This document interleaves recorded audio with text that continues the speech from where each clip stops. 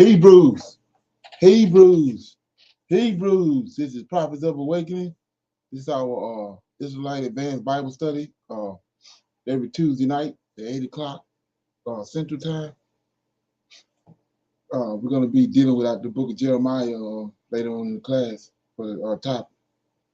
I'm asking everybody to go to our YouTube channel, Prophets of Awakening, and check out our videos. It's a lot of information given, and the videos will connect dots for you and lead you into the truth of the Tanakh, so-called Old Testament. If you like what you are receiving, I'm asking you to like, share, and subscribe to the channel. For those that don't know, this is a non-Messianic channel. We deal with the Torah and the Tanakh. Tanakh being the Old Testament, so-called Book of Remembrance, and the Torah is the first 5 books of the Old Testament that was given to Moses on Mount Sinai. Shalom and welcome to Prophets of Awakening, and welcome to our Advanced Bible Study class. Okay, we're going to do our normal, which is a moment of silence. We're going to do a prayer, Psalms, we'll do some current events, little need to know information, and we'll open it up for some questions, some dialogue. Then we'll go into the book of Jeremiah. Okay, so with that being said, so this moment of silence is for the Lord of hosts and our Redeemer and all that He's doing to orchestrate our deliverance on these lands that we at in these final days. Oh Lord, we thank you for your great mercy and for your great power and your wisdom. And we tarry, waiting for your powerful deliverance of your people Israel. Oh Lord, you have given us insight into the scriptures of our forefathers, and you, oh Lord, have directed us to who you are and your role in the goings on of heaven and earth. When we come this day, doubtless that you will appear and that you will gather your nation from among these wicked Gentiles. Oh Lord, you spoke through your prophet Isaiah and said that you would help Abraham's seed. Okay. You said, oh Lord, that you would remove the darkness from around us. Tarry not, oh Lord. The latter days are here, and we are waiting and watching for you. Peace be unto you. Okay. With that being said, I want to read a psalm. Okay. I'll read Psalm 37. Okay. It's the true state of the wicked. It's a psalm of David. Okay. It says, fret not thyself because of evildoers, neither be thou envious against the workers of iniquity, for they shall soon be cut down like the grass and wither as the green herb. Trust in the Lord, and do good, so shalt thou dwell in the land, and verily thou shalt be fed. Delight thyself also in the Lord, and he shall give thee the desires of thine heart. Commit thy way unto the Lord. Trust also in him, and he shall bring it to pass. And he shall bring forth thy righteousness as the light, and thy judgment as the noonday. Rest in the Lord. Wait patiently for him.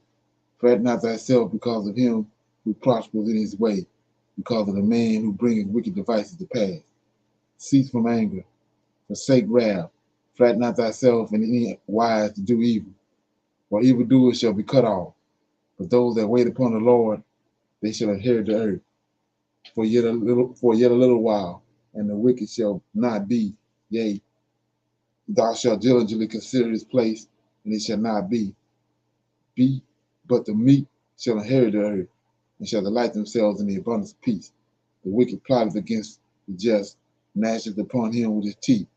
The Lord shall laugh at him, for he seeth that his day is coming. The wicked have drawn out their sword, and have bent their bow to cast down the poor and the needy, and the slave such as build with upright conversation. Their sword shall enter into their own heart, and their bows shall be broken. A little that a righteous man have is better than the riches of many wicked. Okay. For the arm of the wicked shall be broken, but the Lord upholdeth the righteous. The Lord knoweth the days of the upright, and their inheritance shall be forever. They shall not be ashamed in the evil times, and in the days of famine they shall be satisfied. But the wicked shall perish, And the enemies of the Lord shall be as the fat of lambs. They shall consume, into smoke shall they consume away. The wicked borroweth, and payeth not again, but the righteous showeth mercy and giveth. But such as be blessed of him shall inherit the earth, and they that be cursed of him shall be cut off. The steps of a good man are ordered by the Lord, and he delighteth in his way. Though he fall, he shall not be utterly cast down, for the Lord upholdeth him with his hand. I have been young, and now I am old, yet I have not seen the righteous forsaken, nor his seed begging bread. He is forever merciful, and let the seed is blessed. Depart from evil, and do good, and dwell forevermore. For the Lord loves judgment, and forsaketh not his saints. They are preserved forever. But the seed of the wicked shall be cut off. The righteous shall inherit the land, and dwell therein forever. The mouth of the righteous speaketh wisdom, and his tongue talketh of judgment. The law of his God is in his heart. None of his steps shall slide. The wicked watcheth the righteous, and seeketh to slay him. The Lord will not leave him in his hands, nor condemn him when he is judged. Wait on the Lord, keep his way, and he shall exalt thee to inherit the land. When the wicked are cut off, thou shalt see it. I have seen the wicked in great power, and spreading himself like a green bay tree. Yet he passed away, and lo, he was not. Yea, I sought him, but he could not be found. Mark the perfect man, and behold the upright, for the end of that man is peace. But the transgressors shall be destroyed together. The end of the wicked shall be cut off. But the salvation of the righteous is of the Lord. He is their strength in the time of trouble. And the Lord shall help them and deliver them. And he shall deliver them from the wicked and save them because they trust in him. Okay, that was Psalms 37, the true state of the wicked. It's a psalm of David. Okay, any comments on that? Okay, so we go on into our current events, right?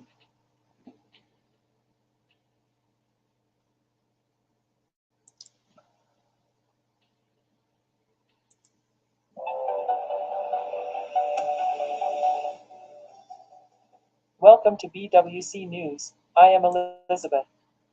The year 2022 can be described as a year of unprecedented changes. In this year, several countries began to accelerate the de-dollarization and sell off U.S. debt on a large scale. For example, Japan and China, the first and second largest debtors of the United States, and even the United States allies, the United Kingdom, France, and Switzerland, a neutral country, all sold off U.S. debt to varying degrees and on a very large scale. The last time the world sold U.S. debt in such a frenzy was more than 40 years ago. Today's U.S. debt is slowly becoming priced out of the market, liquidity dried up and became a hot potato. The fundamental reason is that people find that holding too much U.S. debt is not a good thing. The oil dollar U.S. debt system is deeply kidnapping the world, yet this system is serving the interests of the U.S. capitalists, and other countries have become the target of harvesting. That's why countries want to reform a more balanced financial system or economic system. If the U.S. credit rating is downgraded due to the debt ceiling issue, U.S. debt will likely lose its traditional role as a safe haven asset and will certainly undermine the dollar's role as a global reserve currency, while global central banks are moving away from or beginning to reduce their investments in U.S. debt at this very critical moment, according to State Street's chief executive in a report published January 27. China reduced its holdings of U.S. debt by a total of $101.8 billion in the 3 months ending last November, bringing its position to a 12-year low of $87 billion and keeping it below $1 trillion for 7 consecutive months. As the dollar's credit weakens and the risk of a U.S. recession increases, China's remaining $870 billion in U.S. debt will continue to be dumped, which will be a general trend. China, on the other hand, is also vigorously promoting the internationalization of the yuan. Analysis shows that Japan's current position in U.S. debt is probably getting closer to falling below $1 trillion because, under pressure to lose control of the new JGB yield ceiling target twice in a row in the last 2 weeks, the Bank of Japan has announced that it will maintain several weeks from January 16 to carry out additional JGB purchases. And according to previous data, The funds needed for Japan to buy Japanese treasury bonds need to be replaced by a substantial sale of U.S. debt, which has emerged in Japan since decades of high inflationary pressure. There is a possibility of turning to tightening on the super easing policy, which will become the biggest tail risk and black swan facing U.S. debt, becoming one of the nuclear bombs that detonate the U.S. debt crisis. The Fed has been claiming that the U.S. economy can achieve a soft landing, and from these data, it seems likely to avoid a hard landing and a deep recession. However, the key bad news hidden in the series of good news may have been overlooked. M2 growth in the U.S. last December actually fell 1.5% year over year, the first time in history that the U.S. has experienced negative growth since this figure was compiled. In fact, the U.S. prosperity is largely dependent on the continuous printing of dollars, and now if the overissuance of money really stops, the U.S. prosperity feast may also come to an end. Of course, this is a great thing for the world, except that for the United States is bound to suffer the backlash of constant quantitative easing in the past. The U.S. GDP reached $25.5 trillion in 2022, which is an increase of more than $20,000 billion over 2021 and a growth rate of 9%. Obtaining such a growth rate for an economy of the size of the U.S. must have thrown economists around the world for a loop. But in fact, economists have not questioned this figure. The reason is that this is only the nominal growth rate. In fact, after deducting the price reasons, the real growth rate is only 2.2%. In other words, nearly 7 percentage points of the 9% growth comes from the price growth, and the price growth is from the U.S. continuous overissuance of money. So we say that the United States continues to print money, piling up the false prosperity of the U.S. economy, not without reason. Previously already because of the high interest rates on loans in the United States, resulting in a sharp decline in home sales and new loans, and now because of the lack of money, may become the last straw that crushes U.S. home prices. The U.S. economy will suffer the backlash in more ways than one.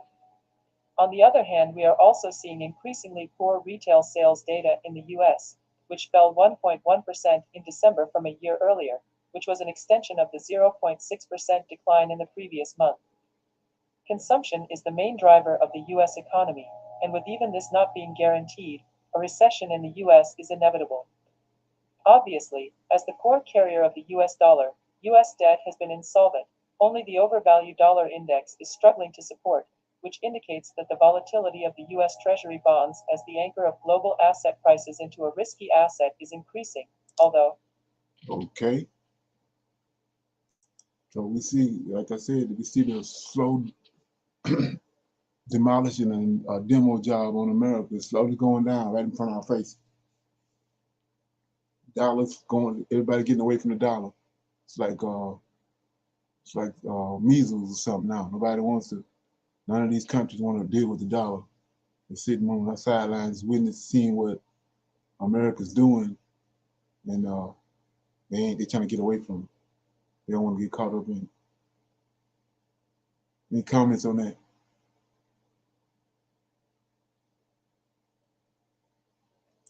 Okay.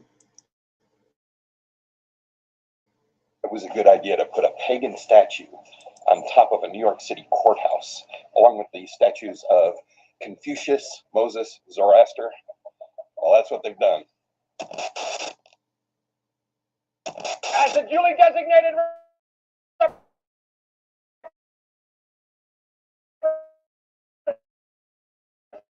of the city, county, and state of New York, reads Satanic Golden Medusa abortion statue outside New York City courthouse ruthlessly mocked monstrosity. The sculpture is meant to represent the fight for abortion rights. And first of all, what is a political statue doing on top of a New York City courthouse? And second of all, why does it appear as a pagan statue? The article goes on and talks about how the 8-foot tall golden statue by Pakistani-American artist Shazia Sikander now stands on the roof of the state courthouse in New York's Flatiron District next to the previous statues of respected lawmakers Moses, Confucius, and Zoroaster. So this statue that has been called, the title of it is Now, N-O-W. It has these curling braids that appear like ram's horns, very reminiscent of the Baphomet statue that is used in satanic worship, and That's not by chance, I'm sure. And then it has tentacle-like arms, and it raises up from a lotus flower. So the symbolism here, of course, the lotus flower is a symbol in Eastern mysticism of overcoming adversity and retaining purity of spirit and transcendence. It is also a symbol of strength, resilience, and rebirth. It is often tied to Lilith worship, according to Jewish mysticism, and not the Jewish religion, but their mystics. They would say that Lilith was the first wife of Adam when he was first created. She was rejected because she was not submissive enough, and then she was replaced with Eve. So this is what this lotus flower is representative of, and it has to do with the whole culture of abortion that we live in right now, and it's to pay homage. The statue was meant to pay homage to Ruth Bader Ginsburg and her fight in favor of abortion. The statue is adorned with the late justice's lace collar that she often wore when she served on the court there in the Supreme Court. Ruth Bader Ginsburg was, in fact, a strong proponent of abortion and fought for Americans to have the right to kill their own unborn children. So, to begin with, she was a very wicked person, but let's just say we want to honor her with a statue. Okay, put a statue of Ruth Bader Ginsburg on top of the building. What? Okay, anybody heard anything about that? Yeah, I watched that yesterday. But I thought of Astroth, I think that's the name. Uh, the way the horns were, the ram horns were on her head, the tentacles coming out of the arms. I'm not quite sure what that means. And uh, another name they call it was Havana, I think it was Havia, Okay. Havia, which they said that means Eve in Hebrew, right? So yeah, I was kind of doing some research on that, but that's just straight out wickedness right before our eyes, you know. And he said something about Lilith being the first wife of Adam. Right. Yeah, like I said, you're going back. You got people that jumped on the bandwagon with that, talking about the wisdom is a female. But when you go back and look at the history, our history, and human history, basically because of one of the things is that the Israelites is a people within themselves. They got a living God, but you got nationalities of people always their whole existence been worshiping idols and worshiping. They don't have no understanding like we do Hebrews. We had Enoch that went up to heaven and brought a book down. We had Moses. We had all these prophets that's writing down stuff. And those other nations didn't have it. So they, like the Egyptians, they came out and they seen the sun. And they saw, they see what the sun do in the run of a day and how it affect the earth on a daily basis. So they thought sun was God. And then you got people that see how a woman conceive and have a baby. Then they start worshiping the woman because they seen what she did. They say, like the Egyptians say that, king, whether he, strong or whatever, but his very existence is he came out of a woman womb. So they figured that if the king is a god, then she got to be a god too because she had it. Not understanding like we did, getting the information, we get the information from the angels, from the horse's mouth. We understand all that. But the person that don't have no understanding and don't have the oracles of God, they're gonna come up, they're gonna start worshiping all this type of stuff. And so when I listened to that, and I was watching that video and I came across it, and I was looking at the content of it, what it reminded me of was Solomon. Because America the same way. They supposedly, even though it's been concocted, they had Christianity and all that, but since they've been here, they didn't absorb all this other stuff from all these different nationality of people, immigrants they allowed over here. Made and absorbed all these different ideologies and stuff from these other people trying to satisfy them. And it's the same thing Solomon did. You know, he was raised in David's house. You know, couldn't ask for a better situation than that. So, but as he got up and got blessed and received all that wisdom, he started turning to these strange women. And then, in order to please them, he started dealing with their idols, dealing with their gods. So, and that's what brought him down. And we see the same thing with America. Okay. Any comments with that? Okay. Yeah, so we got a little need to know information right here. This is I thought it was pretty interesting. We play it.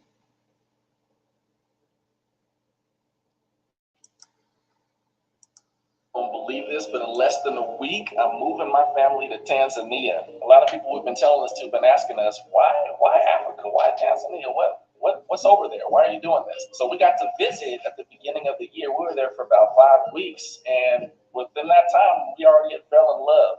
The culture is amazing. The people are so kind. The people are so welcoming. There's such an amazing sense of community, and natural beauty. Y'all need to check out the Indian Ocean. It is incredible. The food is bomb. And even more deep is the fact that everybody there looks like me. Everybody there looks like my kids and like my family. And that is so powerful to not have to contend with white supremacy in that same way, or fear based off of racism and the things that are happening in the States, to be able to have that sense of just peace and be able to breathe and move slowly. Cost of living is better, which can make it so I don't have to work so much and I can spend more time with my family. Now, I will still be operating Racial Equity Insights. I'm still going to be doing workshops, strategy development, e-courses, all that kind of stuff. I'll still be serving U.S. customers and global customers, so don't think I'm going anywhere on that front. Follow my page. You'll definitely get updates about our transition to Tanzania. And of course, you're going to be getting that regular education about racial equity. Y'all, come look at this real quick. I'm moving my family to Tanzania. So crime is a serious problem in Tanzania. Street crime in Dar es Salaam is common and includes mugging, bag snatching, vehicle theft, smash and grab attacks on vehicles, armed robbery, burglary. So white supremacy is a whole trip. It is a whole trip. I made this video just showing my enthusiasm for moving abroad to Tanzania, and we are here. Gotta give y'all this little preview. It's just a little preview. It's paradise. But meanwhile, this random guy sees my video where I show enthusiasm for coming to Africa and show some of the differences about being here versus USA. And he can't help but just go on this rant, this very racist rant, characterizing Africa and Tanzania as just this dangerous, violent, horrible place. And what's interesting is there are no sources given, and what's more is that the comments are turned off, so there's not even a chance to respond or reply or engage with the content, so I just block the person. General tip, be very careful who you listen to when it comes to people of color or black people or nations or whatever the case is, and pay attention to who the source is of this information. I was here for 5 weeks before, and I've met many Americans who are here and have been here for months and years, and they're having a wonderful, amazing time. It's an interesting tactic of white supremacy to use fear or characterizing as if crime only happens here, as if none of the things listed happen in the USA as well, as a means of, I don't know, I guess telling me that I shouldn't be here, that it's not beautiful and amazing as a black descendant of slaves to be back in the motherland. I don't know what this person's intention was, but I just want to encourage y'all to always be mindful of the source. Black people, please travel if you're able to. Please come to Africa if you're able to. It is beautiful. It is amazing, y'all. We're having a great time so far. That's funny about this video is that every single person I know who is also African has had this exact same experience. A while ago, I was having a conversation with somebody who did not look like me, who was trying to tell me about how dangerous and corrupt Nigeria was, and I just sat there and I listened and I laughed. And I laughed for a good 5 minutes straight. I looked him straight in the face and I said, "Thank you so much for the listen." Okay, yeah. So like the guy was saying, you know, I mean, the people that don't know, they're leaving here in droves. In case people don't know it, the exodus already been started. So they getting the people leaving here. They're going to Africa, different parts of Africa, and they just leaving here. They people fed up with it. The Most High they poured the spirit out on a lot of people, a lot of Israelites, and they just leaving. But like he was saying, be careful who you listen to, because these people have they got. I mean, they don't give a damn about us, but they hate to see us leaving. They hate us to see us make any kind of positive move or anything positive happen to us. So you have to be careful on you know, people you listen to and people you dialogue with, because you know, most of them have a bad spirit on, you know.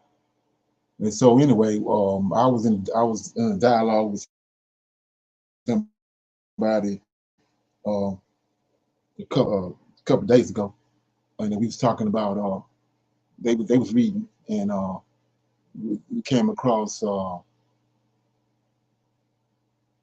Genesis chapter 15, when Abraham inherited the land of Canaan. In chapter let me get it right quick so you can see what I'm talking about, content.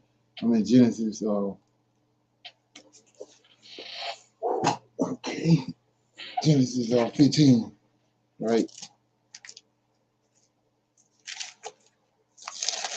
Genesis chapter 15 is in verses 18 through 21. It says,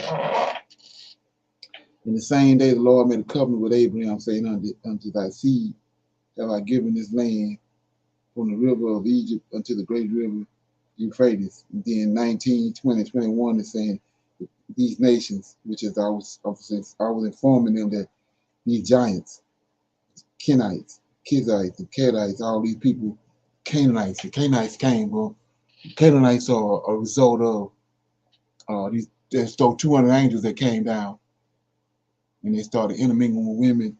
That's where all these nations coming from, these giants. I showed you that in chapter 10. In 10, Genesis chapter 10, verses 13 through 20 from giants. So anyway, my reason for that was I also went to 2 Samuel right quick. Let me get it. 2 Samuel chapter let me see. No, yeah, 2 Samuel 23. I'm tripping. Yeah, these mighty men. That's in chapter 20, 2 Samuel 23, starting at verse 8. So these be the names of the mighty men, which are giants, whom David had. The Tiktite, the Tachmonite, that sat in the seat, chief of the captains. The same was a Dino, the Israelite. He lifted up his spear against 800 men, and he slew one. He slew at one time. And after him was Eleazar, son of Dedu, I can't say that name, one of the three mighty men with David, when they lifted up when they defiled the Philistines that were gathered together to battle in the men of Israel. So these are 33 mighty men that was around David. So my point is this: going back to the video where the white man came in hating on the brother because he was going to Tanzania. The thing is you know, you got so many people, so many hateful people and wicked ass people, especially among our own people. So he had to have these giants around David. It's constantly trying to kill him. He even had them around Abraham. I was sitting there thinking about that, just you know, reflecting back, looking at that, and it dawned on me. You know, everybody was trying to kill David. That's what the song's all about. That's why he called on the Lord so much. But you know, it was danger all around. Every turn. So Most High in advance, he already had these giants there. As matter of fact, around Israel in general. So yeah, so I just want to shine a light on that. It came across my mind. I said I was gonna share it whenever I got an opportunity. So with that being said, we're gonna open it up for some questions and comments, Q&A, a little dialogue. Anybody got anything they want, any kind of question they want to ask or pose, and so we can deal with it? Something they came across? Nobody got nothing? Just one moment. Okay, let me play this, man. We have a question. Okay. Okay. Let's see. We wrote it down. One moment. Okay.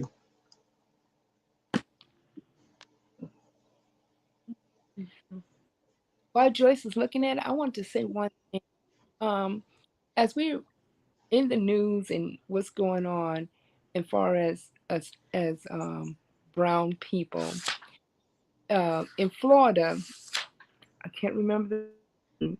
He wants to ban Black history from the high Yeah. schools and the colleges. I don't know if y'all spoke about that because we came on a little late. Right. And that's something that I'm seeing coming towards the 2024 election for president, because he wants to run for president. Right. He wants to run for president. So he's trying to gear up enough anger, enough, rhetoric, rally on why he's saying that the white people are being suppressed, the white people are being, Right. taken advantage of. So he's saying, far as that, so he can get people to vote for him. But it's Right. also, our history is not just far as being here in America.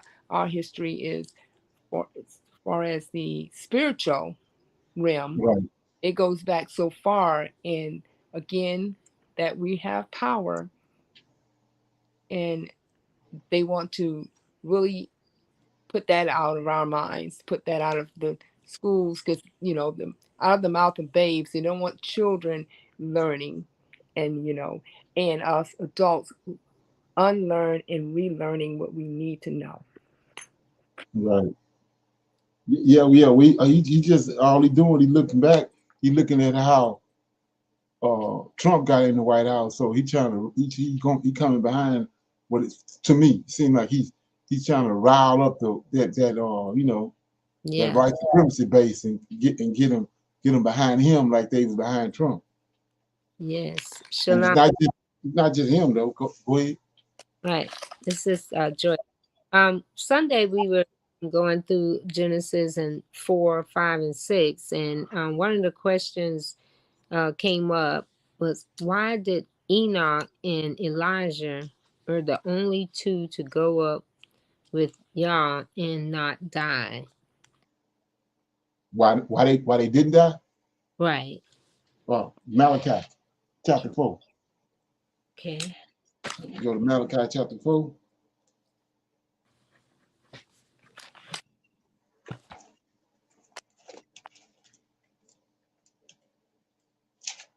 Okay. Let me get it. Okay, yeah. So I'm gonna read all of it. I tied into the question. It says, "For behold, the day cometh that shall burn as an oven, and all the proud, yea, and all that do wickedly shall be stubble. In the day that cometh shall burn them up, said the Lord of hosts. But he shall leave them neither root nor branch. Okay, but unto you that fear my name shall the Son of Righteousness arise with healing in his wings, and ye shall go forth and grow up as calves out of a stall, and ye shall tread down the wicked, for they shall be ashes on the soles of your feet in the day that I shall do this, says the Lord of hosts. Say, remember ye the laws of Moses, my servant, which I commanded unto him in horror for all Israel, with the statutes and the judgments. Now here you go right here. Behold, I will send you Elijah, right? That's why he took him up. I will send you Elijah the prophet before the coming of the great and dreadful day of the Lord. And then it says, and he shall turn the hearts of the children, the hearts of the fathers to the children, and the hearts of the children to their fathers, lest I come and smite the earth with a curse. So verse 26, Malachi 6 is referring to Ezekiel 37. That's he's gonna resurrect the whole house of Israel. But before, that's our fathers. And then so before he do that, he's gonna send Elijah. And in verse 2, he's gonna send Enoch. But unto you that fear my name shall the Son of Righteousness rise with healing in his wings. So Enoch was the reason why he was taken. He was so righteous. He's the Son of Man. Enoch was the righteous one. Most High. Let's read it. Let's go to Genesis chapter 5. You'll see what I'm talking about. Genesis chapter 5 says, Genesis chapter 5, okay.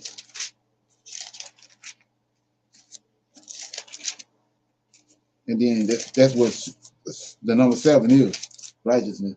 But it says, what I'm doing. Yeah, I'm in chapter 5, starting at verse 21. It says, and Enoch lived 65 years, and he begot Methuselah. And Enoch walked with God after he begot Methuselah 300 years, and he begot sons and daughters. And all the days of Enoch were 365 years. And Enoch walked with God, and he was not, for God took him. So he took him because he was so righteous. So when you get over here to Malachi, we see the 2 right here, verse 2. But unto you that fear my name shall the Son of Righteousness arise with healing in his wings. And ye shall go forth as calf out of the stall. And then verse 5, behold, I will send you Elijah the prophet before the coming of the great and dreadful day of the Lord. So if you go to Zechariah, you'll see it ain't nothing new. Go to Zechariah.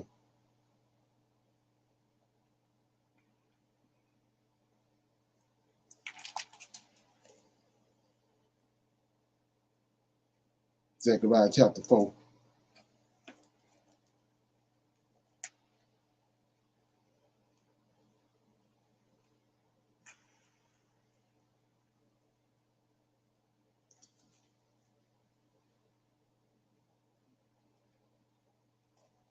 The page is tripping on me in 1 minute. Yeah, Zechariah chapter 4. You'll see it. Verse 12. This is Zechariah chapter 4, verse 12. And I answered again and said unto him, what be it which through the golden pipes empty out the golden oil out of themselves? And he answered me and said, knowest thou not what these be? And I said, no, my Lord. Then verse 14. Then said he, these be the 2 anointed ones that stand by the Lord of the whole earth. So what he's talking about, once a year on a day of atonement, the king and the high priest go into the Holy of Holies and meet, and they meet with him. He come in over the mercy seat and he meet with them.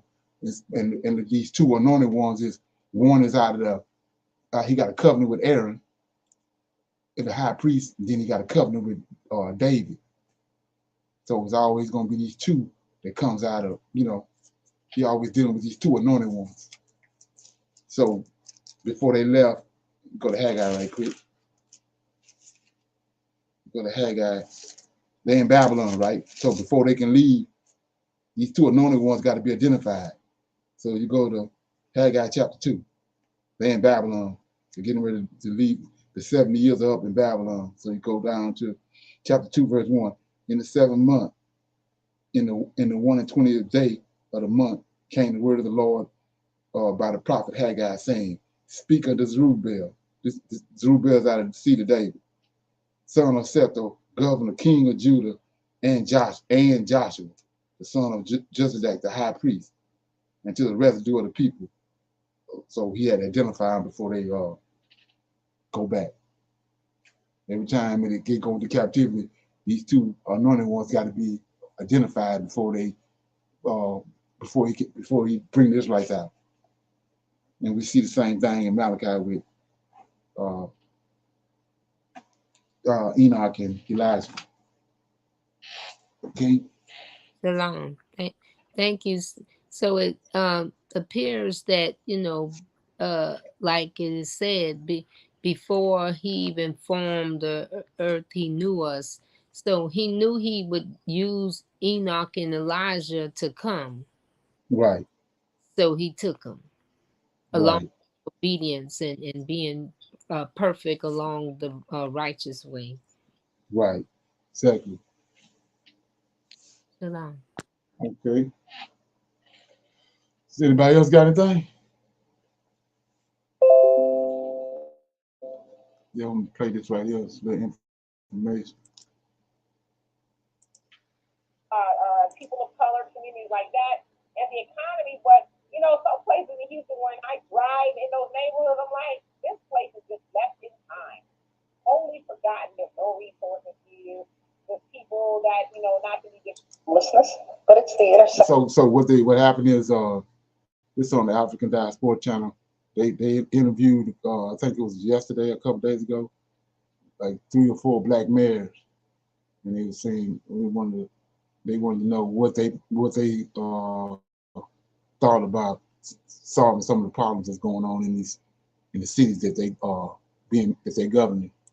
Section of income inequality and also public safety. And I would agree with that. I mean, public safety is a top priority. But at the same time, what impacts public safety? So you have to, the economy, revitalizing our communities. I think it's California. There's a black lady, some black guy in Houston. And then you got a black guy in New York. Have been underserved for a long, long time, dealing with the issues of homelessness and those things that put people on the street, right, or keep people at the margins of their lives. So important, and that's what we are doing. When people hear public safety, they think police. Right. And we are saying public safety is intervention and prevention. We must stop feeding criminal behavior and what we're doing upstream. If you change upstream, we won't be pulling people out of crime downstream. So yes, you heard them say public safety and homelessness, and I agree with all of that.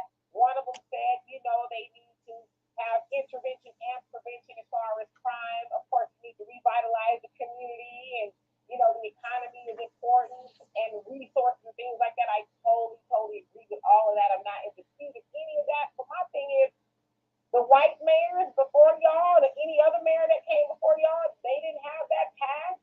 Because like if you pay attention, you now see this big emphasis on the black mayors. Oh, it's historical black mayors, but they keep getting asked, what are you going to do about homelessness? What are you going to do about public safety? And of course, they have all these answers, but it's like, why are y'all putting that on their plate in a way that you did not put that on the plate of the white mayors that came before them? Well, if you ask me, I think that they're test dummies. I think they're test dummies to say that, okay, look, they failed miserably and they don't know what they're doing, and perhaps they want to get them out of there and things like that. Now, listen, I live in Houston. I heard Sylvester Turner say, that we need to revitalize the communities. He went on to say people of color, communities like that, and the economy. But, some places in Houston, when I drive in those neighborhoods, I'm like, this place is just left in time. Only forgotten. There's no resources here. There's people that, not to be disrespectful, look like The Walking Dead. A lot of the houses and buildings and stuff are dilapidated, boarded up. But then when you go into a nicer party, and it's like, oh, this is damn near utopia, right?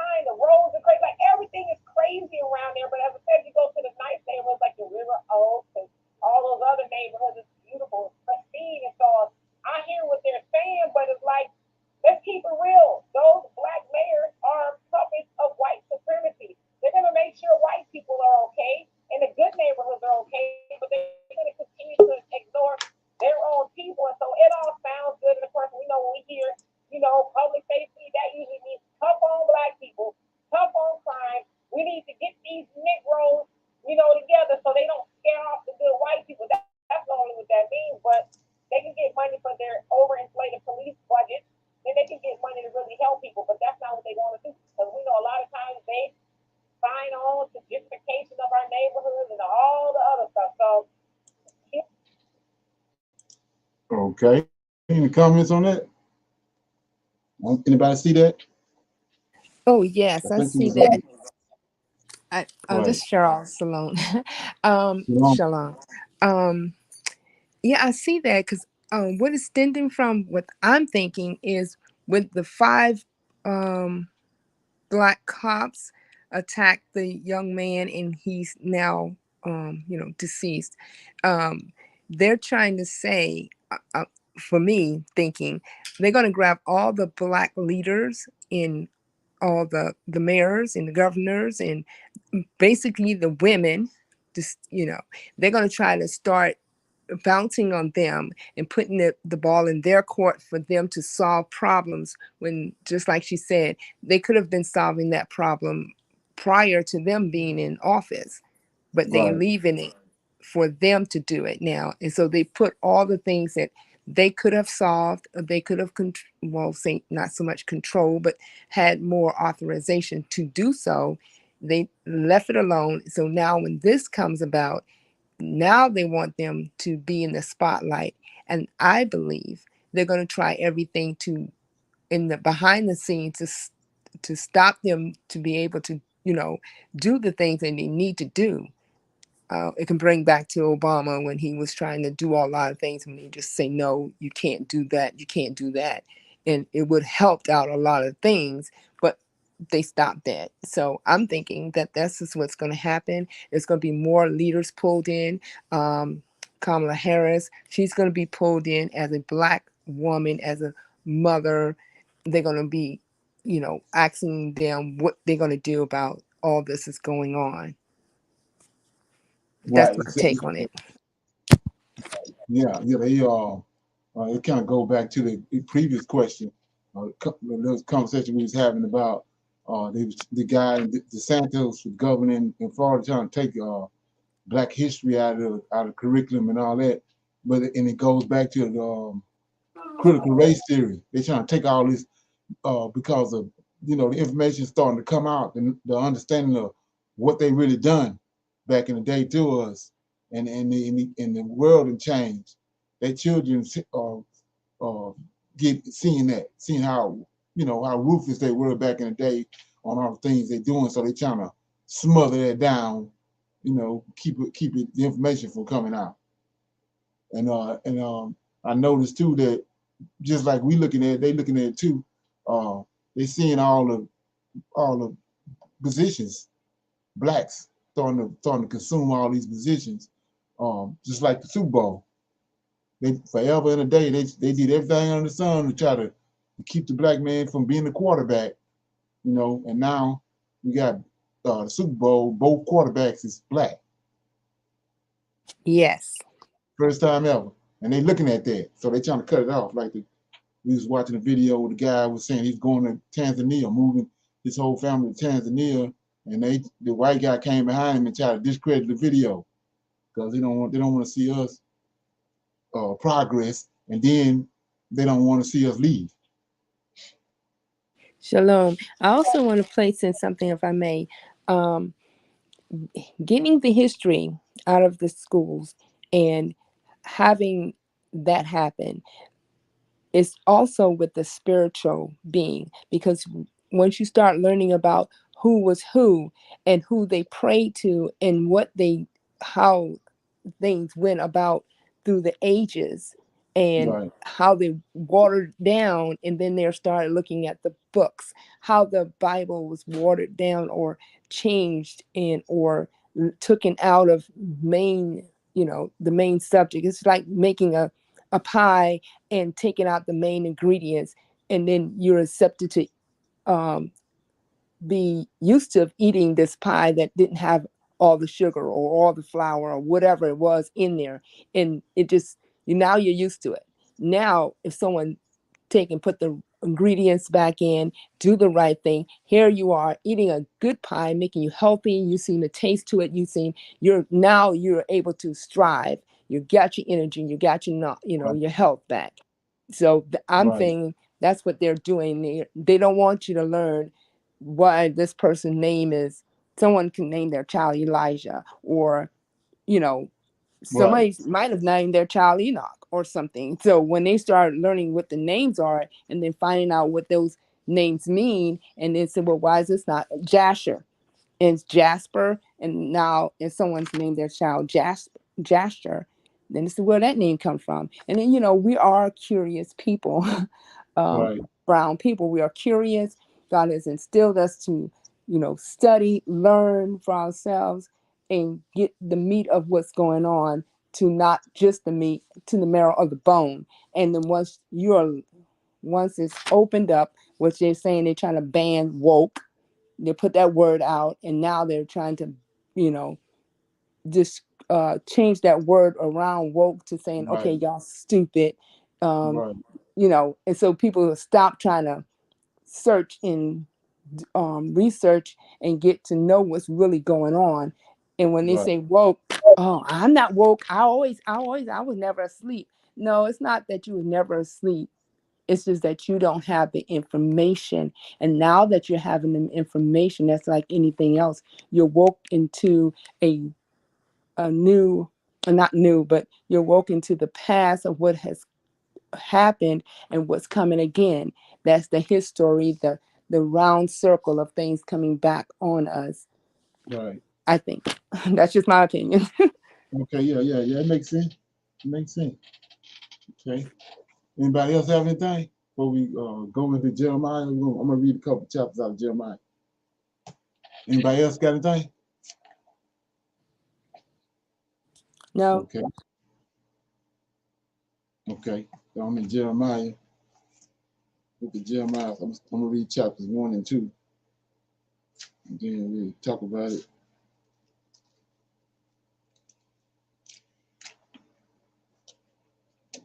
Okay.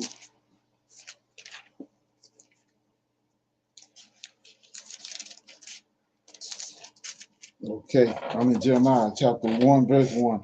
The word of Jeremiah, the son of Hilkiah, the priest that were in Antioch in the land of Benjamin, to whom the word of the Lord came in the days of Josiah, the son of Amon, king of Judah, in the 13th year of his reign. He came also in the days of Jehoiakim, the son of Josiah, king of Judah, unto the end of the 11th year of Zedekiah, the son of Josiah, king of Judah, unto the carrying away of Jerusalem captive in the 5th month. Then the word of the Lord came unto me, saying, before I formed thee in the belly, I knew thee, and before thou camest forth of the womb, I sanctified thee, and I ordained thee a prophet unto the nations. Then said I, O Lord God, behold, I cannot speak, for I am a child. But the Lord said unto me, say not, I am a child, for thou shalt go to all that I shall send thee, and whatsoever I command thee, thou shalt speak. Be not afraid of their faces, for I am with thee to deliver thee, saith the Lord. Then the Lord put forth his hand and touched my mouth, and the Lord said unto me, behold, I have put my words in thy mouth. See, I have this day set thee over the nations and over the kingdoms to root down and to destroy and to throw down and to build and to plant. Moreover, the word of the Lord came unto me, saying, Jeremiah, so the word of the Lord came unto me, saying, Jeremiah, what seest thou? And I said, I see a rod and of an almond tree.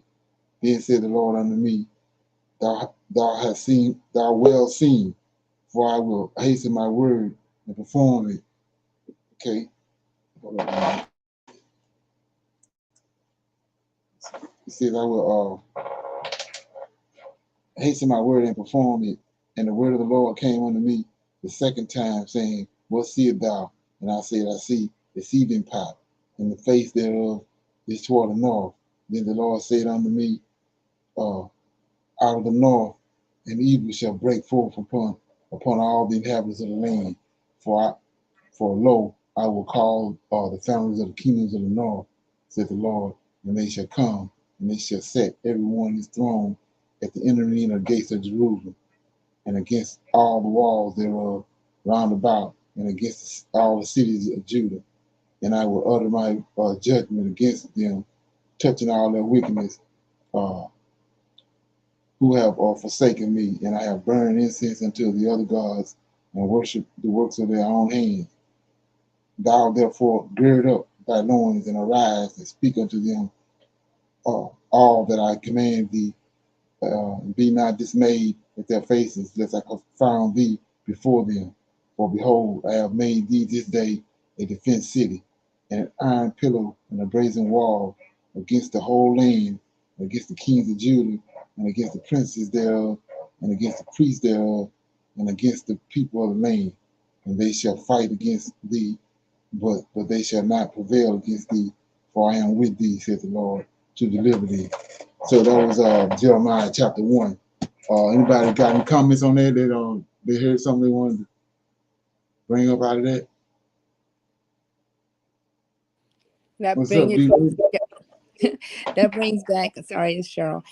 Brings back to the point where he knew when he formed Jeremiah, he knew everything he was going to do for him and to him, and that's the knowledge he was going to give him. He grounded him. Before it even happened. Yes. Right. Yeah, that's in Daniel for the people that put some clarity on that. So if you go to Daniel, you're gonna see what I'll bring this up every chance I get. So if you go to Daniel, you're gonna see that.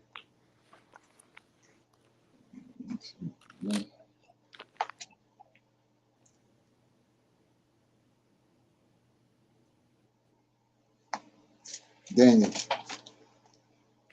chapter 10, verse 21. It's a book that these angels looking at. That's how they're able to prophesy. So it says 21, behold, I will show thee that which is noted in the scriptures of truth. That's the book they're looking at. In heaven, the book of life. It says, but I will show thee that which is noted in the scriptures of truth. There is none that holdeth with me in these things but Michael, your prince. So that's Gabriel and Michael. That's they're able to come down and prophesy to the prophet because they're looking at this book in heaven. Or the book of scriptures of truth. Yes. Okay, yeah. So anyway, I want to go back to Jeremiah. Anybody else got anything on it? On what they heard? Okay. I want to deal with chapter 7, verses 17, 19, before I lose it. It says, this is Jeremiah 1 and 17. Though thou therefore gird up thy loins and arise and speak unto them that all that I may command thee, and be not dismayed at their faces, lest I confound thee before them. For behold, I have made thee this day a fenced city, and an iron pillar and a brazen wall against the whole land, against the kings of Judah. So you want to know who the suffering servant is in Isaiah 53, right? Here you go, right here. It says, for behold, I have made thee a defense city, and an iron pillar and a brazen wall against the whole land, and against the kings. See that? Kings of Judah, against the princes thereof, and against the priests thereof, and against the people of the land. That's the suffering servant right there. Mm-hmm. Yes, sir. Okay. Right. So anyway, up here at the beginning, I was reading and it says, let me get it. Yeah, chapter Jeremiah 1, starting at verse 2, it says, to whom the word of the Lord came in the days of Joshua, the son of Ammon, king of Judah, in the 5th year. It says in the 13th year of his reign. And it came to pass in the days of Jehoiakim, the son of Josiah, king of Judah, until the end of the 11th year of Zedekiah, the son of Josiah, king of Judah, until the carrying away of Jerusalem captive in the 5th month. So let's go back and look at Ezekiel. Like I was saying, a lot of people don't realize it, but Ezekiel is a captive in Babylon, along with Daniel and all the rest of them. So if we go back to Ezekiel chapter 1, right quick, so you see it right there. It says, Ezekiel chapter 1. Now it came to pass in the 13th year, in the 4th month, in the 5th day of the month, as I was among the captives by the river Tabor that the heavens were open, and I saw a vision. And it says, and in the 5th day of the month, which was in the 5th, here you go, see that? In the 5th day of the month, which was the 5th year of King Jehoiakim's captivity, and go back to Jeremiah, and it's telling you right here. I got a new Bible, the page is sticking. So yeah, so it says, verse 3, it came also in the days of Jehoiakim, son of Joshua, king of Judah, unto the 11th year of Zedekiah, the son of Josiah, king of Judah, and the carrying away of Jerusalem captive in the 5th month. So it's the same thing. Anyway, another one I saw was this one was real big.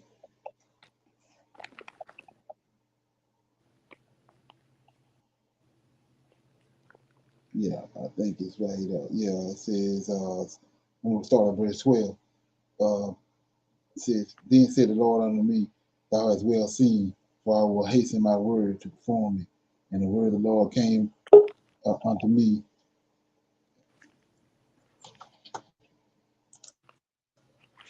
It says, and the word of the Lord came unto me, thou hast well seen, for I will hasten my word to perform it. And the word of the Lord came unto me in the 2nd time, saying, what seest thou? And I said, I see a seething pot, and the face thereof is toward the north. So I was telling you that when they concoct the New Testament, they keep on talking about these people coming from the north. No, this is right here, Jeremiah. It's all this stuff that already happened. They plagiarized our Old Testament, put it in the New Testament. They're using the same situations over here in the New Testament. But it says right here, what seest thou? And I said, I see a seething pot, and the face thereof is toward the north. That's Babylon, right? So then the Lord said unto me, out of the north, see that? Out of the north, an evil shall break forth upon all inhabitants of the land. For lo, I will call all the families of the kingdoms of the north, that's Babylonians, Chaldeans, says the Lord, and they shall come, and they shall set everyone his throne at the entering of the gate of Jerusalem. So let's look at that. So that's in Jeremiah right here. This is in chapter 1. Let's go to 39 when it came to pass. Jeremiah 39.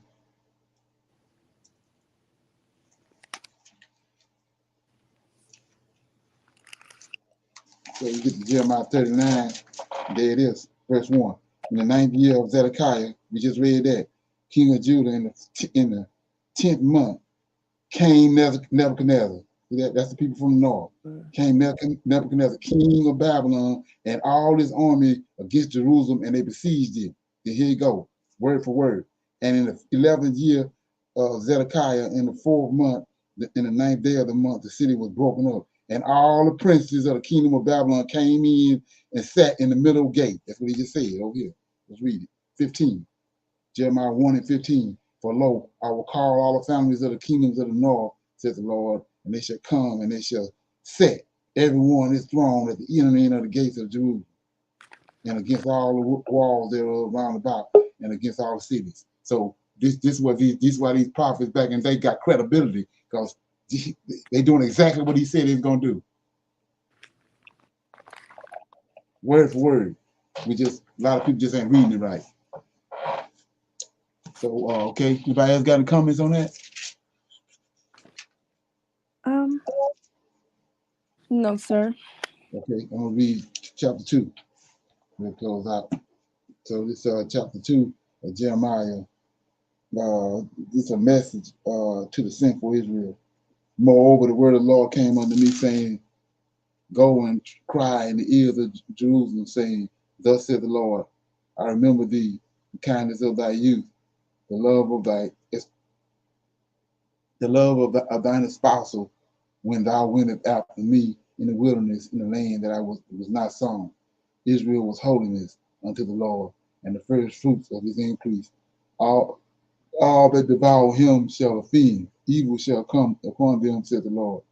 Hear ye the word of the Lord, O house of Jacob, and all the families of the house of Israel.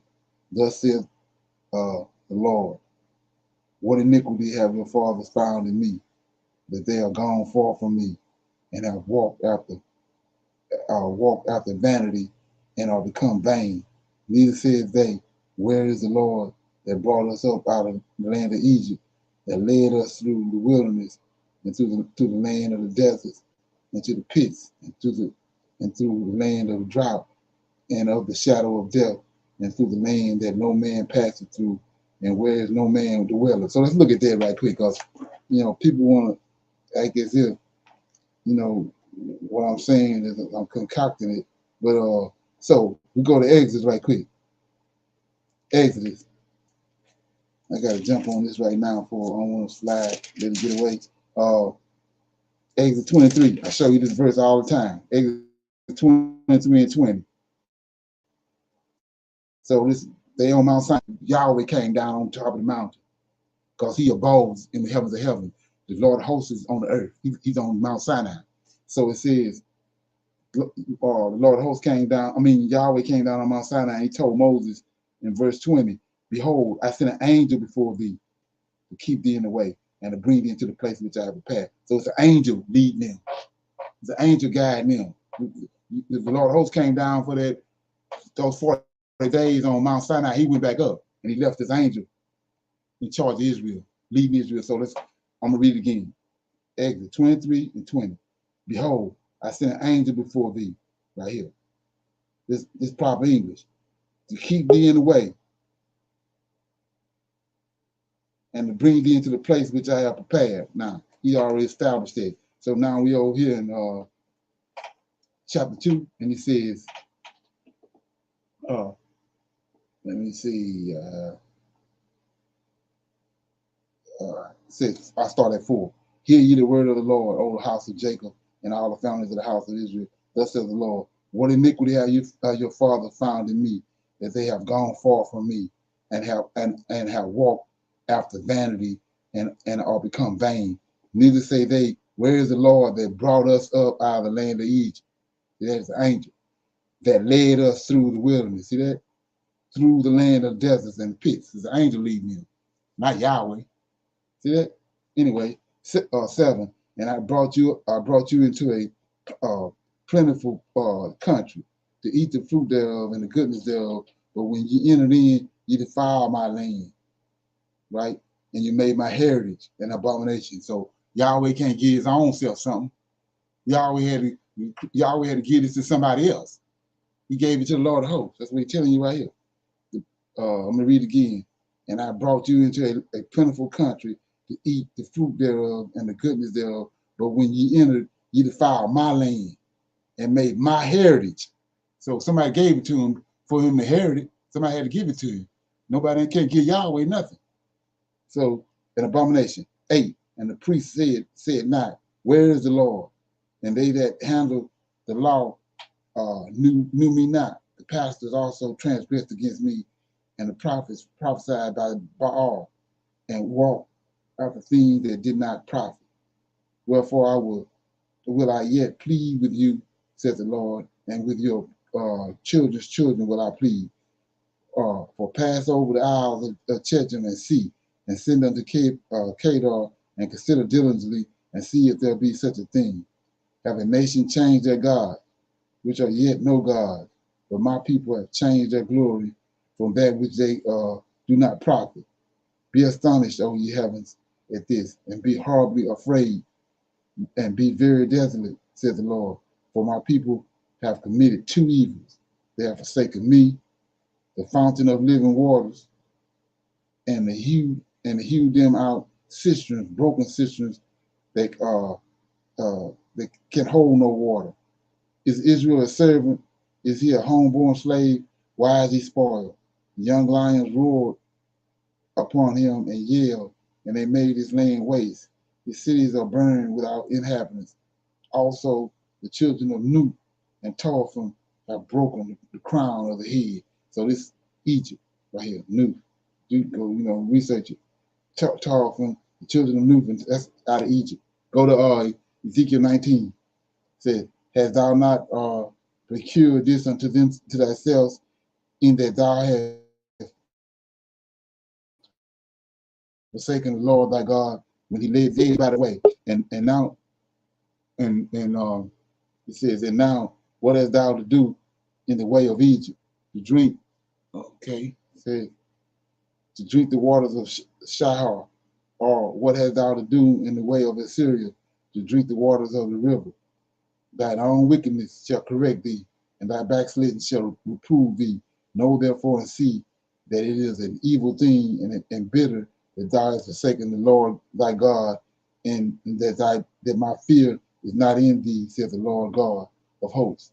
For of old times I have broken thy yoke and burst thy bands, and thou said, I will not transgress. And when upon every high hill and under every green tree thou wanderest, playing the harlot. Yet I have planted thee in a noble vine. I have planted thee a noble vine, holy, a right seed. How then art thou turned into a degenerate plant of a strange vine unto me? For for though thou was thee with nitrite and take thee much soap, yet thine iniquity is marked before me, saith the Lord God. How canst thou say, I am not polluted? I have not gone after Balaam. See thy way in the valley. Know what thou hast done. Thou art the swift or drummery traversing her ways, and a wild ass used to the wilderness that snuffs up the wind at her pleasure. In her occasion, who can turn her away? All they that seek her will not weary themselves in her uh, mouth. In her month they shall find her. Withhold thy foot from being unshod, and thy throat from thirst. But thou sayest, there is no hope. No, I have loved strangers, and after them will I go. As the thief is ashamed when he is found, so is the house of Israel ashamed, and their king, their princes, and their priests, and their prophets. There they go again right here. This is servant servant. It's 27. Saying to a stock, thou art my father, and to a stone, thou hast brought me forth. For they have turned their backs unto me. Okay. Says, saying a stock, thou art my father, and to a stone, thou hast brought me forth. For they have turned their backs unto me, and not their face. But in the time of their trouble, they will say, arise and save us. For where are thy gods that thou hast made thee? Let them arise, if they can, save thee in the time of thy trouble. For according to the number of the cities are thy gods, O Judah. Wherefore will ye plead with me? Ye all have transgressed against me, said the Lord. In vain have I smitten your children. They receive no correction. Your own sword have devoured your prophets like a destroying lion. O generation, see ye the word of the Lord. Have I been a wilderness unto Israel, a land of darkness? Wherefore saith my people, we are lords, we will come no more unto thee. Can a maid forget her ornaments, or a bride her attire? Yet my people have forgotten me days without number. Why tremblest thou thy way to seek love? Therefore hast thou also taught the wicked ones thy ways. Also in the scripture is found the blood of the souls of the poor and innocent. I have not found it to search, but upon see, also in the skirts is found the blood of the souls of the poor innocent. I have not found it by secret search, but upon all these.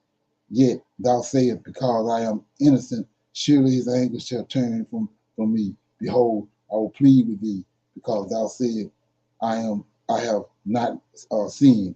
Why gladdest thou about so much to change thy way? Thou also shalt be ashamed of Egypt, as thou was ashamed of Assyria. Yea, thou shalt go forth from him, and thine hands upon thy head, for the Lord hath rejected thy confidences, and thou shalt not prosper in them. So that was Jeremiah chapter 2. Anybody have any comments on that? and Yeah. stuck out. I'm sorry. Go ahead. No, go ahead. I was just Okay. Go E. All right. I wanted to say, and like, when they were worshiping idols at that time, right? They started to form camels and stuff, and they started worshiping idols right. in 2 and 5. Okay. And then when all that was going on, that started to uh move people away from the covenant of God, that their covenant they had with him. Right. That just started, having him to turn his face away from them. Right. The sin. He can't deal with the sin part of it. Mm-mm. Right. Yeah. And then they had when they did the ox, when they broke the yoke with the ox, they but when in 32, what was Jeremiah asking a question? I'm not understanding 32. Again, could you read it? Yeah, he's saying that he's just giving a comparison. Like he said, can a maid forget her ornaments? A maiden, young girl, they always, dealing with their clothes and their jewelry. So he said, will a young maiden forget her attire? Will she forget her jewelry and the stuff she acquired? And so the answer is no. Then he asked another question, a bride in her or a bride her attire when she getting ready to get married. She ain't gonna go off and leave her wedding dress. She gonna know where her wedding dress is because she got to wear it to get married. So the question he asking is, will a young maiden forget her clothes, and will a bride forget her attire for a wedding? And the answer is no. He says, but yet my people have forgotten me, days that I know. So if you go back, you'll see where he was saying that he brought them up out of Egypt in verses 18. And now, what hast thou to do in the way of Egypt, and to drink the waters of Shinar, and what hast thou to drink in the waters? So he's saying, I brought you up out of Egypt, brought you to this good land and all that, and now you don't forgot me. But he says it's unheard of because did he give you those comparisons in 32? Okay, so that's what happens in 37. That he when he was talking about the hands, is that when we became slaves now? Because in slavery, when they talk about hands above your head, or hands behind your back, I mean you're a slave now. You're no longer, far as Right, yeah, exactly. He mentioned that over in let me get it. He asked the question. It says, "Is Israel a homeborn slave?" Yeah, right here, 14, in chapter 2, verse 14. It says, "Is Israel a servant, or is he a homeborn slave?" And then, why is he spoiled? So, how did he become a slave? From disobedience. yes. And so that's all from that question in verse 14 is where you get the rest of these verses.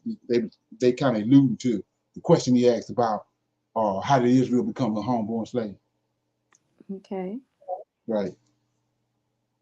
And then in 37 it says, "Yea, thou shalt go forth from him, and thine hands upon thy head." It's like, how like if you see a ghost and you put your hand over your mouth.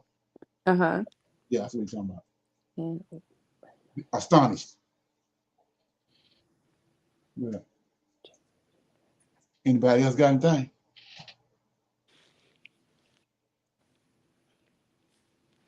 Okay, Sure. everybody. I got something, but it's probably not. It's not talking about what you're talking about right now. No, it's all good. It's all good. I was reading, man, and I think it was in Exodus, and it's just about the JC and the Lord of Hosts. And I was Right. reading where in Exodus, he said that that Israel is my first son. So if Yeah. we are his first sons, how is JC his first son, his begotten son? Well, right. That's what I was saying. Typology. That's where they got it from. They got it from what he's saying over there. And if you go to Amos chapter 11. No, Hosea chapter 11. Okay. Let me get it right quick. Yeah, Hosea 11. You see it? I got it. It says, when Israel was a child, then I loved him and called my son out of Egypt. So Israel, the whole nation, Israel is the son. Going back to the verse you just read. So it was already established. Israel the son. He the whole nation of Israel is the son. Like I Yeah. was just saying, Isaiah 53. He's talking about the whole nation of Israel in Isaiah 53. Not no man coming and being smitten. Let's look at that right quick. Okay. So Isaiah 53.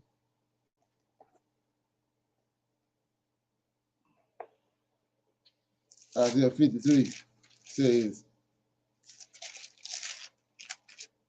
so when he dealing with Israel, remember he wrestled, it's an angel he's dealing with, and he wrestled with he wrestled with Jacob. This angel changed Jacob's name to Israel. Jacob had 12 sons. So when he dealing with Israel, he see them as one man because they all came from this one man. That's why he using singular, him and thee.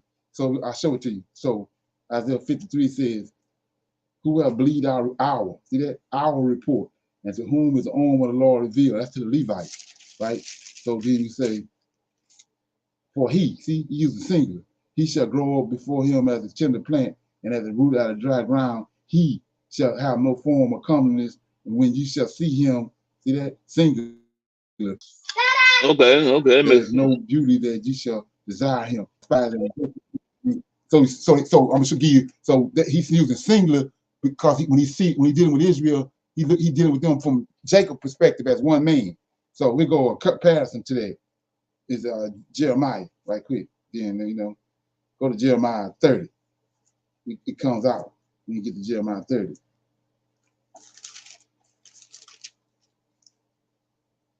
So I'm gonna start reading at verse 1. Jeremiah 30 and 1. The word of the Lord came unto Jeremiah from the Lord, saying, thus speaketh the Lord God of Israel. See that? Saying, write thee all the words that I have spoken unto thee in a book. For lo, the days come, says the Lord, that I will bring again the captivity of my people Israel. So that's the topic. My people Israel and Judah, says the Lord, and I will cause them to return to the land that I gave to their fathers, and they shall possess it. And these are the words that the Lord spake concerning Israel and Judah. See that? Israel and Judah. Thus says the Lord, we have heard a voice of trembling and fear and not peace. Ask ye now and see whether a man do travail with child. Wherefore I see every man with his hands on his loins as a woman in travail, and all faces are turned into paleness. So here we go, right here. Atlas, for that day is great. So the none is like it. It is even the time of Jacob's trouble. See that? That's Israel. But he, see that? He is Jacob, the Israelites. But he shall be saved out of it. For it shall come to pass in that day, says the Lord, that I will break his, same thing in Isaiah 53, his yoke from off his neck, and his burst bounds, and strangers shall no more serve themselves of him, but they shall serve the Lord their God, and David their king, whom I shall raise up unto them. Therefore, fear, he go word for word out of Isaiah 53. Therefore, fear thou not, O my people, my servant Jacob, says the Lord, neither be dismayed, O Israel, for lo, I will save thee from afar, and I see thee from the land of their captivity, and Jacob shall return and shall be in rest, and he and be quiet, and none shall make him afraid. For I am with thee, says the Lord, to save thee, though I shall make a full end of the nations, whether I have scattered thee, yet I will not make a full end of thee, but I will correct thee in measure, and I will not leave thee altogether unpunished. Now here we go, Isaiah 53. For thus says the Lord, thy bruise is incurable. Same thing in Isaiah 53. And thy wound is grievous. There is none to plead thy cause, that thou mayest be bound up. Though thou hast no healing medicines, all thy lovers have forgotten thee. They seek thee not. For I have wounded thee with a wound of an enemy, with the chastisement of a cruel one, and the multitude of thy iniquity, because thy sins are increased. Why criest thou for thine afflictions? Thy sorrows is incurable, and the multitude of thy iniquity be iniquity of thy iniquity, because thy sins will increase, and I have done these things unto thee. So we see right here, same thing that's in Isaiah 53 right here. And he's talking to Israel, Israel the son. You see that? Okay, yeah. So anybody got anything else before we close out? Everybody good? Yes, thank you so much for showing us a lot of Okay. we can get to. Okay. So we got the men's line tomorrow, so we know the women can come in through YouTube, check it out. So I'll see everybody tomorrow at 8 o'clock. I say shalom, shalom, and another shalom. Shalom, shalom. Shalom. Okay. All right.